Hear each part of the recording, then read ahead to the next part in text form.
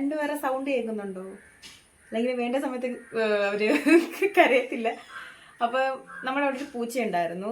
പൂച്ച എന്ന് വെച്ച് കഴിഞ്ഞാൽ നമ്മൾ വളർത്തുന്ന പൂച്ചയൊന്നും അല്ല, അല്ലാണ്ട് ഇങ്ങനെ എല്ലായിടത്തും കാണുമല്ലോ, ഇങ്ങനെ എപ്പോഴും ഇങ്ങനെ ഓൾറൗണ്ടറായിട്ട് നടക്കുന്ന പൂച്ച. അപ്പോൾ ഒരു ദിവസം അങ്ങനെ ഒരു പൂച്ച ഉണ്ടായിരുന്നു.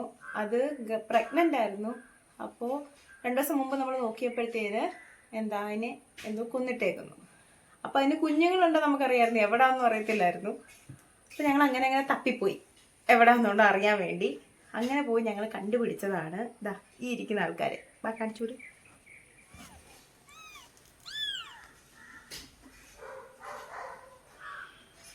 ഇങ്ങനെ നമ്മൾ പാല് കൊടുക്കുന്നേ, കുടിക്കുന്നുണ്ട്.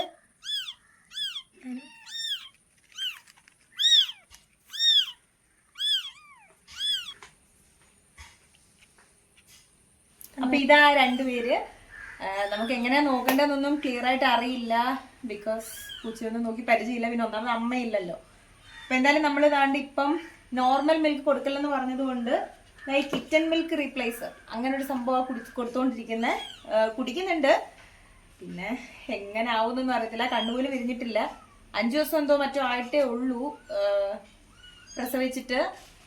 എന്തായാലും നോക്കാം. നിങ്ങൾക്കൊക്കെ ഇപ്പൊ ഈ വീഡിയോ കാണുന്നവർക്ക് എന്തെങ്കിലും ഇതിനെപ്പറ്റി കൂടുതൽ ഡീറ്റെയിൽസ് അറിയാമെങ്കിൽ please do comment and let us know.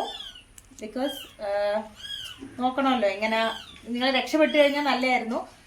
അപ്പം എന്തായാലും ഇതിൻ്റെ അപ്ഡേറ്റ്സ് ഞാൻ കുറേ പറയാം, ഇതെങ്ങനെയുണ്ടെന്നൊക്കെ ഉള്ളത്.